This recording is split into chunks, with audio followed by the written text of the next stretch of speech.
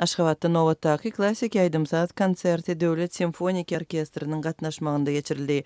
Türkmenistanyň Medeniýet Ministrliginiň guran bu medeni çäretine gatnaşan tomoşaçylaryň köpüsi konserwatoriýanyň studentleridi. Bu barada Azatlyk radiosynyň habarçysy Aşgabatdan gurrun berýär. Tomsun soňunda 28 awgustda Türkmenistanyň Medeniýet Ministrliginiň mukamlar köşkünde guran çäretinde Resul Gyýjyň ýolbaşçylygyndaky Döwlet Simfonik Orkestri çykyş etdi. Gelenleriň arasynda hemmeşeki tomoşaçylar azy, zalda konserwatoriýanyň okuwçylary köplük edýärdi diýip habarçymyz gurrungyny dowam etdirýär. Konsertiň programmasy umumy görnüşde elan edildi we onuň çap görnüşli tertibi ýokdy.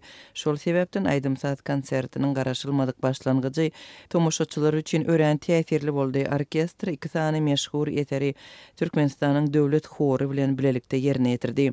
Birincisi meşhur Nemes kompozitory Karl Orff'un Carmina Burana kantatasyny soňlaýan O Fortuna eseri boldy. Adamyň üýtgeýän ykbaly barada tragik seslenýän bu eser gutulgusuzlyk we mistiki dabaralanma duýgularyny döretdi. Karl Orff'un öz eserinde aýdymsazyň we teatryň utgaşmagyny döretmek başarnygy üçin ol Bavariýaly synagçy adyna eýe bolupdy diýip habarçymyz konsertde ýerine ýetirilen eserleriň tarihinden gurrun berýär. Onun sözlerine göre konsertin dowamında horun orkestr bilen ýerine ýetiren ikinji eseri häzirki zaman grek kompozitory Vangeles'in 1992-nji ýylda döreden Christopher Kolumb barada 1492 Jennetiň ýeňilmegi adly filmde ulanylan sazdy. Güýçli epiki sazyň ýerine ýetirilmegi 17-nji maýda koronavirusdan aradan çykan bu beýik kompozitora bolan hormatyň beýanyna öwrüldi diýip habarçymyz bellýär. Zal orkestra we ilkinji nowatda ajaýyp hora joşgunly el çarpışma bilen minnetdarlyk bildirdi.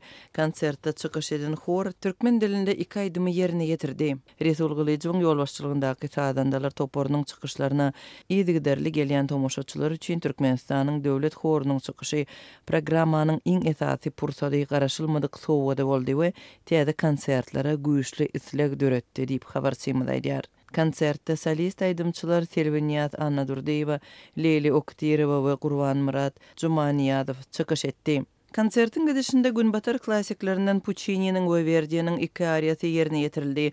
Ondan soň ýerine ýetirilen eserleriň Nuri Muhatybyň Gel Türkmenistan filminden başga ekleti meşhur kompozitor Recep Recepowyň eserlerdi.